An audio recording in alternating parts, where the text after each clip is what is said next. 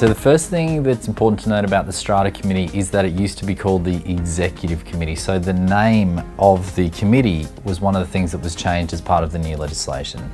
Now, apart from that, there's a number of key changes relevant to the Strata Committee. The first is that if your building has more than 100 lots, you now have a requirement to have a minimum of 3 members on your Strata Committee. If you have less than 100 lots, you still have the requirement for a minimum of 1.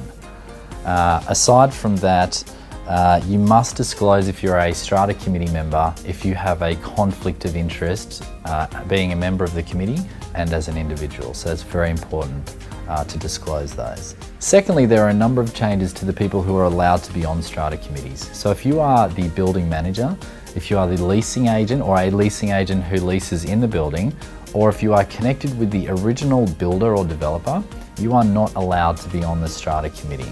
And this is to avoid there being conflicts of interest when Strata Committees are trying to go about their business of operating the committee on behalf of all of the owners. Thirdly, and very importantly, if you are now unfinancial at the AGM or when the Strata Committee is elected, you will be unable to be voted on to the committee. So it's really important that you make sure that your levies are paid up to date before the meeting if you intend to nominate yourself or be nominated for the Strata Committee.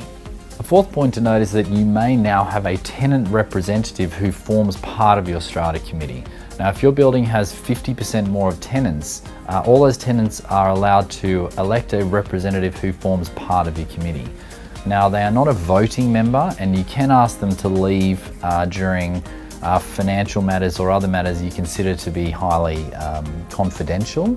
But aside from that, they will be allowed to attend your committee meetings as a representative on behalf of all the tenants.